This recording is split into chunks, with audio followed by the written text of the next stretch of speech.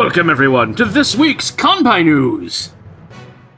It is news for the week commencing the 17th of August, 2025. I am your host, Nasuth. I am joined by Xeno, Thaylien, and Reina. How are you doing? How are you all? Who decided to deep inhale their microphone? I figured out that I have cat cam. He does have cat cam. Indeed, it does have cat cam.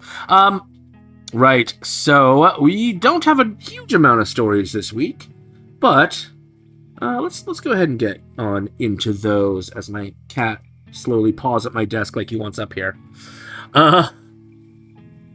First up, Ascendent Animation denies Walker leadership role amid allegations. Ascendant Animation issued a statement clarifying its history with voice actor Kiba Walker following multiple allegations that he sent no time suggestive messages to minors. The company emphasized it has had no contact with Walker since January 2022, and that he was never its president, COO, or founder, despite earlier misinformation from unauthorized press releases Walker had sent. Walker had only worked as a contracted voice actor and director during the company's early productions, and his contract was terminated in late 2021 due to repeated unprofessional conduct, misuse of company name, and other serious misconduct. The allegations surfaced on July 30th when voice actor Corey Solomon accused Walker of grooming him in 2017 when Solomon was 15 and Walker was 22, sharing screenshots as evidence. The next day, voice actor James Malloy alleged Walker began grooming him at the age of 17 in 2017, also supported by screenshots. In response, multiple organizations, including Pride in Dallas, the 1851 Club, and Belitz Games, announced they had cut ties with Walker. Walker, also known in drag performance circles as Salem Moon, has voiced numerous anime roles, including characters in Clivates, Windbreaker, and Phantom of the Idol. I assume this is the dub actor, not the or not the original Japanese actor. Mm-hmm. I'm assuming. Seems like it. That is,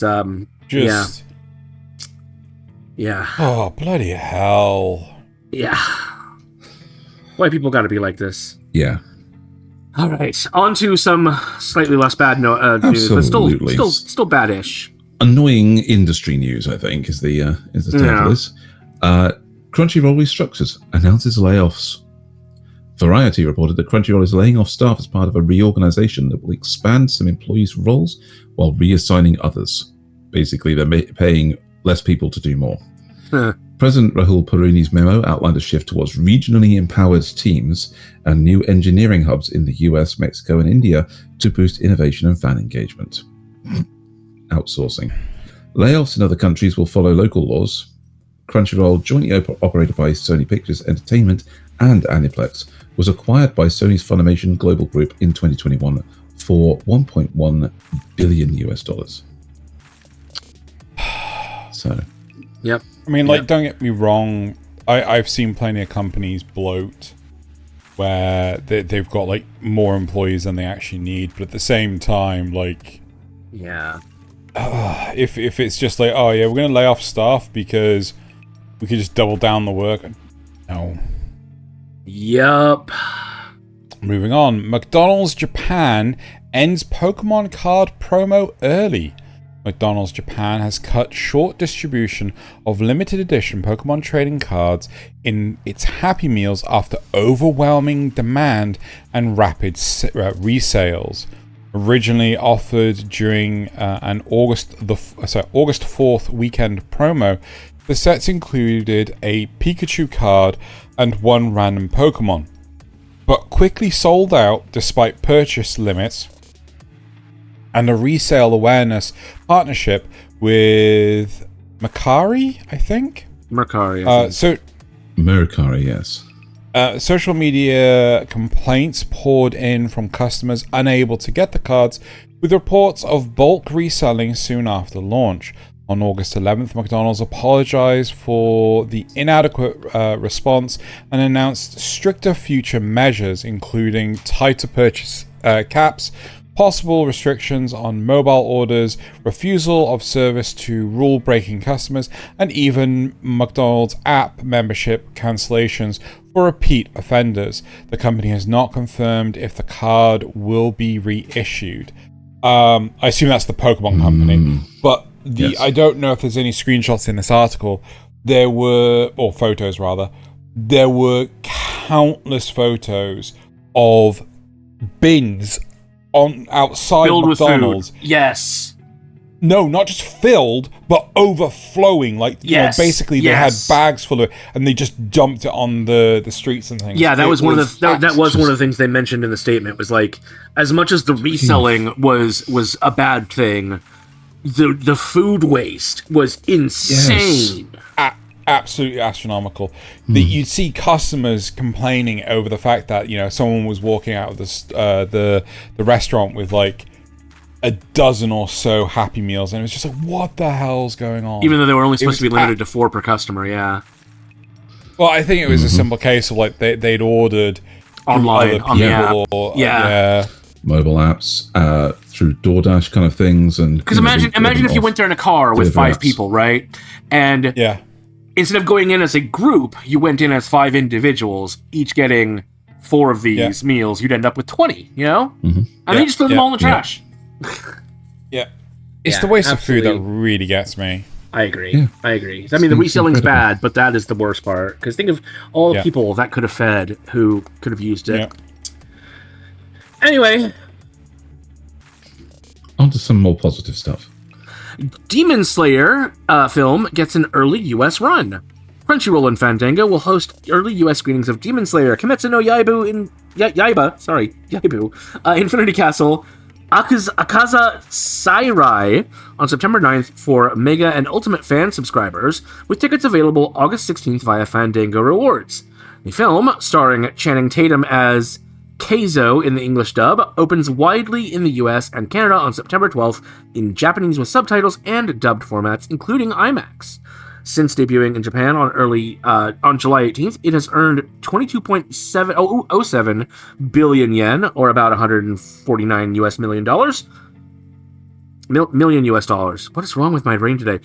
Surpassing One Piece Film Red to become Japan's number 6 highest grossing film of all time. Take that, One Piece. Considering the celebrity they had in One Piece as well, because the film was designed around the singing of Ado, who is a hugely popular singer as the main voice. That is incredibly popular. Right. No, next up. Speaking of films, Shin-chan dances to box office number 4. The 32nd Crayon Shin-chan film, Super Magnificent Scorching Kasakabe Dancers, debuted at number 4 in Japan, selling 516,000 tickets for 633 million yen, or about $4.3 million, in its first 4 days, boosted by the Mountain Day holiday. Set in India for the first time in the series, the dance-themed film follows Shinosuke and the Kasakabe Defense Force as they groove alongside a singing, dancing billionaire voiced by Kento Kaku. I knew Zeno would Moving on. Patlabor films return in 4K. Patlabor the movie and Patlabor 2 will get limited 2-week revival screenings in Japan on October 3rd and 17th, with 4K remasters arriving on Ultra HD Blu-ray and Blu-ray. I assume that's supposed to be Ultra HD Blu-ray and Blu-ray. And regular Blu-ray.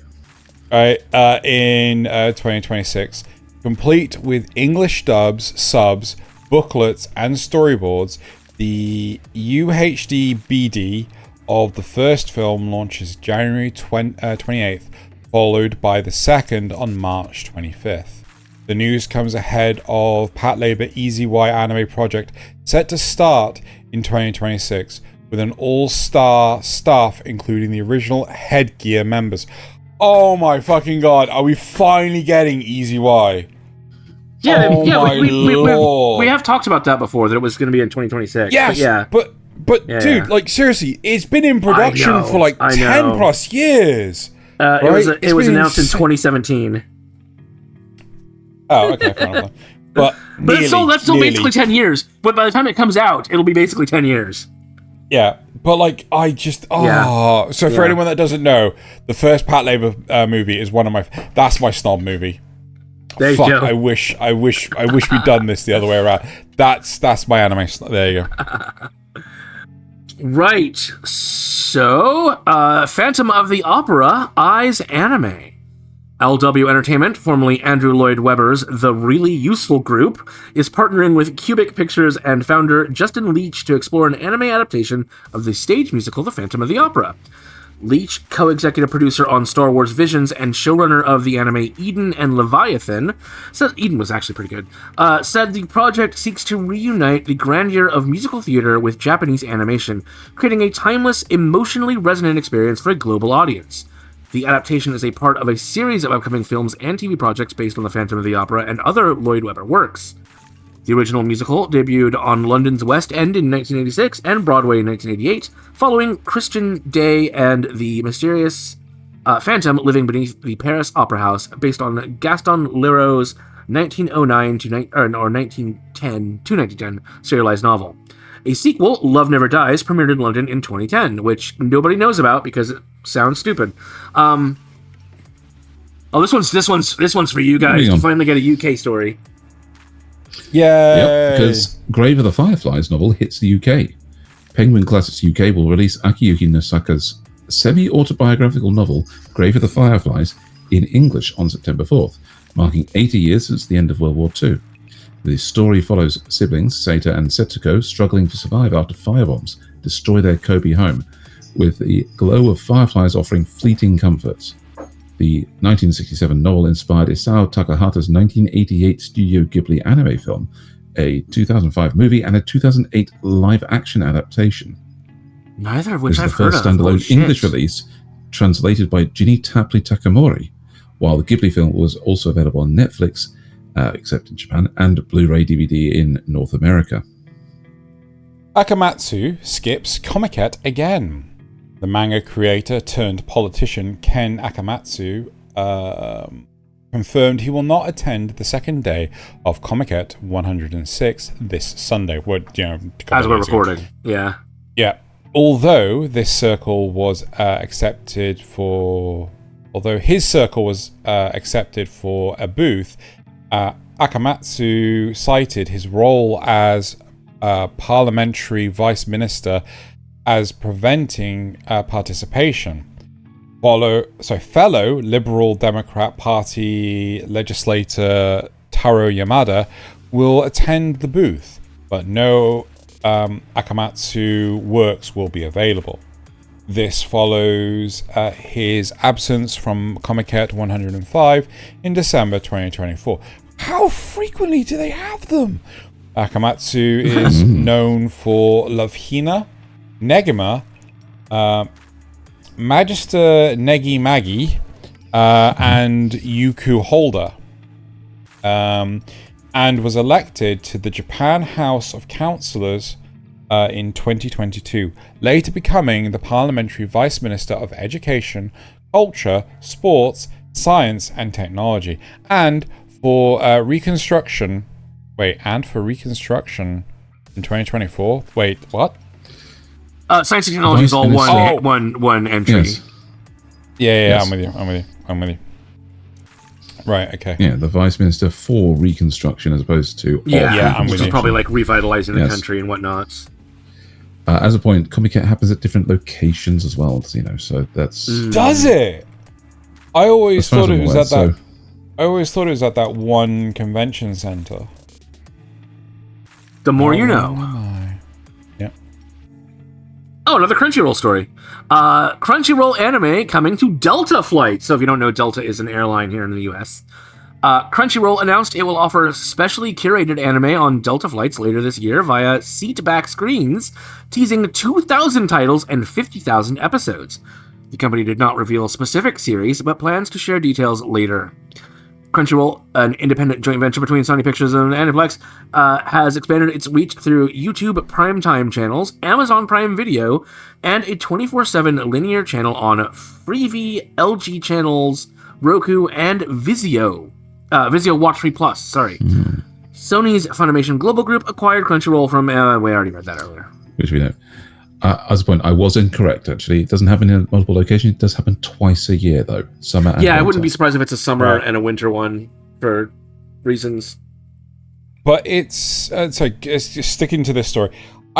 Is Delta Flights a good airline? They're not bad. Delta's been memed a lot, but I'm not sure. Yeah, I thought they had. I'm also interested to know like how this. So I don't know how often you guys flown out and things like that, but more often than not, the TVs on the backs of the people's seats are awful. Right? They are. That doesn't surprise me. So damn bad. They're tiny. Right? Yeah. Well, they're an iPad screen, basically. No, they're smaller than an iPad. These screen. days they are. So I took a literal 12-hour flight down to South Africa on a budget airline this spring, and had to use the one that pops out of the seat. It's the size of an iPad. Right. The one that we had when we flew out to Japan was absolutely freaking tiny, and my Android tablet, which I think is a 10 or a 12-inch screen, was bigger than that. But a lot of the problem is they put these films on the screens so that you can't get distracted. You can't see it at an angle and things. Fuck? What? That's business class. That's the first class. Oh, okay, that makes sense. Yeah. All right, yeah. But they put this film on the screen and things like this so that you can't look at it at an angle and things. I think this is kind of what he's thinking of. Yes, that is exactly what I'm thinking of. Yeah, those aren't great. It makes it so hard to fucking read, right? Yeah. Mm-hmm. I always take my Android tablet and watch them. But like these look like newer models compared to whatever this plane is. I don't think they can see your mouse. As if they can see your share of that window, but I don't know if they can see your mouse. Oh yeah, but that's fine. Yeah. Well, they can see what he's clicking on. Yes, they can. So yeah. Right. Last of the main news articles is Eiichiro Oda. Why can my mouth not do that? Eiichiro Oda reacts to One Piece Lego sets. On August 8th, the One Piece franchise shared a video showing creator Eiichiro Oda seeing the new One Piece Lego sets, including Windmill Village Hut, Buggy's Circus Tents, Arlong Park, the Going Merry, and the Barati, along with buildable Luffy and Buggy figures. Lego first teased this collaboration in January, formally unveiling the sets in June, with the full lineup launching on August 1st, a couple of weeks ago. Right. Shall we move on to the last one, Xeno? Yes, right. So it's time for the anime, manga, and novel releases from August 10th to 16th. The bulk of the releases are on August 12th, with some exceptions. In anime, Media Blasters released Canoncon, The Girl Who Cried Fox Blu-ray disc for $40. Anime-Ego released Looking for the Full Moon Blu-ray disc for $60. Sentai Filmworks released Vampire Hunter D Blu-ray disc for $30. In manga, Seven Seas released 100 Ghost Stories That Will Lead to My Death graphic novel 3, and The Demon King Is Way Too Overprotective graphic novel 1 for $15 each. Viz Media released Akane Banashi, graphic novel 13, and Fly Me to the Moon graphic novel 29, for $12 each. And then Vertical released Mobile Suit Gundam The Origin Deluxe graphic novel 1 hardcover for $55. Looks like we've also got a Miss Kobayashi's Dragon Maid one, Kanna's Daily Life, and Mushoku Tensei. Nice. In digital manga, Dark Horse released Gantz Omnibus graphic novel 10. And wait, hold on, a 10th graphic novel? Sorry, a 10th omnibus? What? Okay, Gantz Omnibus graphic novel 10 for $18. Kodansha USA released Giant Killing graphic novel $50 for 11. I snorted at 29. $50 for $11. And J Novel Club released on August 13th the Archdemon's Friends Dilemma: How to Babysit a Crybaby Knight graphic novel 3, and Make It Stop, I'm Not Strong, It's Just My Sword graphic novel 1, both for $9 each. And then Manga 1. We got one for you. Reincarnated in a mafia dating sim. A Yakuza heiress becomes the top-ranked villainous romantic target. There you go. That's for you. Wow. Okay. Manga 1 also released on August 15th. Kengen Ashura graphic novel 20 for $9. In novels, Yen Press released Ulmark, the Institute for Magic graphic novel... Sorry, not graphic novel, just novel. 1. Bofree, I Don't Want to Get Hurt, So I'll Max Out My Defense Stats, novel 16, both for $16. And the Associate Professor Akira Takasuki's Conjecture, novel 6, for $15. Seven Seas released Reincarnated as Dragon Hatchling novel 11 and The Devil Princess novel 1, both for $16 each. In digital novels, J Novel Club released Engaging with the Plot, a former cat's attempt to save her now temporary fiancé, novel 1 for $8. Sorry, hold on, I'm rereading that. Engaging with the Plot, a former cat's attempt to save her now temporary fiancé, novel 1. Yes. This is potentially the most confusing title. Yep, for $8. On August... So, J Novel Club also released on August 11th, Lacey Longs for Freedom. Yep, okay. Lacey Longs for Freedom, The Dawn Witch's Low-Key Life After Defeating the Demon King, novel 3, for $9. And then finally, from Seven Seas, on August 14th, released Classroom of the Elite, Year 2, Novel 12, and Reborn as a Space Mercenary, I Woke Up Piloting the Strongest Starship, Novel 13, both for $10. I love that those two last ones were... No, go ahead. Sorry. Well, at least those last two were, like, easy enough to read. I mean, bloody hell. Lacey Longs for Freedom. Jesus Christ. Yeah, her name's Lacey. Lacey Longs for Freedom. No, I get it, but it's just like... It's the LL. It's not like double Pippi L. Longstockings or something. Yeah. I love that it gave you Classroom of the Elite when it could have given you the Executioner and Her Way of Life. Anyway, that does it for the regular news and the releases, which means I get to start off the facts and rumors. The author of Nana is planning on finishing the story, and this is a fact.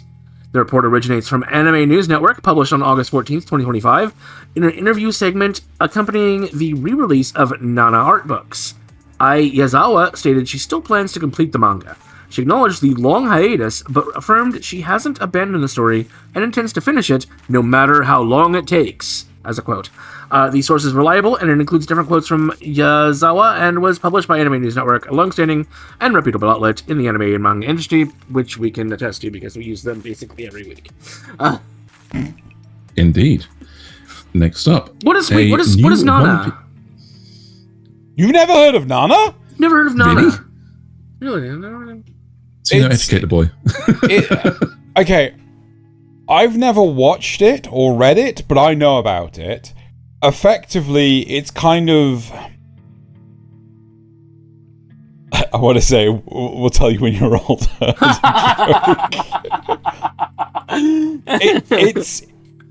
It's a journey into womanhood. Okay. So Nugatashi it is not. All right. Oh, God, no. Thaylien, please take us on.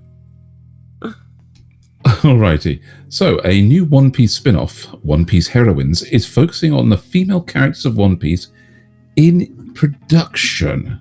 Female character of One Piece is in production. And this happens to be a fact. One Piece Heroines, a female-centric spin-off of the novel series by Junisaka and Sayaka Suwa, is officially receiving an anime adaptation. It's confirmed on August 10th, 2025, during One Piece Day 2025. The anime will be directed by Haruka Kamatani, scripted by Momoko Toyoda, with character design by Takashima Kojima. No release date or format has been disclosed yet.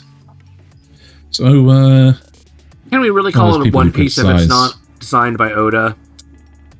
Yeah, all those people who criticize Oda's designs are now getting a chance to have somebody else do them. Right.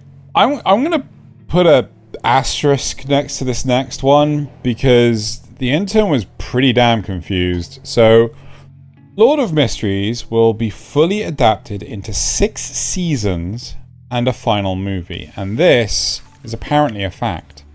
It's confirmed that the Danwa adaptation of Lord of Mysteries will run across 6 seasons and conclude with a final movie. This roadmap was officially revealed during the 2025 Tencent Video Anime Awards in subsequent reports. Some earlier sources or fan speculation mention 7 seasons, likely stemming from misinterpretations or outdated info. But the most reliable announcements point to 6 season structure plus a concluding film. And then it kind of just goes into like various different citations. So like season 2 is going to be 2027, and the final movie might be 2035. So it's like, you know, you're in for the long haul. This one's probably the craziest one. 7 seasons, 3 specials, and a movie. But that is like conflicting information. It's not real. Yeah, it's really hard to tell. So moving on. Right. How many more of these? Oh, we still got a couple more. Right. So Jujutsu Kaisen Season 3 will air in 2027, and as much as we all wish this was true, it is so far just a rumor. There is no reliable or official confirmation that Jujutsu Kaisen Season 3 will air in 2027. The current and closest projection from confirmed sources places its release in 2026. Even sooner. Anime Expo 2025, at Anime Expo 2025, the production team definitively stated that Season 3 will not come in 2025, and instead will debut in 2026. Multiple reputable sources support a 2026 premiere window, some stating spring or summer. Well, that can't be. It could be. Yeah. Why did I think we were in 2026 now? Others suggesting mid to late 2026. Social media speculation, like an Instagram post suggesting a 2027 release, is unofficial and lacks studio confirmation. There you go. It's 2026. Unless they get delayed, which is always possible. Mm-hmm. And for the 4th week in a row, 86 Season 2 is in production. It's a rumor, guys. It's a rumor. I can't believe how often this comes up. Official confirmation from A1 Pictures, Aniplex, or any recognized staff or author sources indicating that Season 2 of 86 is officially in production. Several social media claims on Instagram, Facebook, and X, formerly Twitter, have circulated stating that Season 2 is greenlit or being worked on, but none, I repeat, none, are backed by a verifiable statement from the studio or production team. Until an official announcement is released, such reports should be considered unconfirmed and should stay out of our fact or rumor section. Look, everyone, just stop saying it's a rumor. Just stop pretending it's real. It'll never be real. It'll live here's a genuine question. No Game, No Life. Do you want me? Shut up! God! Do you want me to stop? Getting this one until it's otherwise not a rumor, because like I am not kidding. It's hilarious. It's hilarious. It comes up every fucking week. There is at least one channel that's fucking talking about it. It'll just become a weekly feature. And now for this week's check on if 86 is getting Season 2 or not. Yeah. Because the second we say that we'll talk about it when it's confirmed, that means the next time we talk about it, it's a fact. It just removes all mystery from it whatsoever. Yeah. Right. That will do it for the news this week. Make sure you stay tuned later this week for Kanpai Cast, where we're doing... How long was that episode? Was it close to 3 hours? Was it over 3 hours? Close to 3 hours. It was a long one. We were doing the season review, or the mid-season review, so it was a long one. But 6-episode review of every show. Well, all of us reviewed 9 shows. I know, yeah, crazy. But we did drop a few of them, so you'll have to tune in to find out which ones those were and which ones may be a surprise winner. Right, and hopefully then we see you back here next week for more news.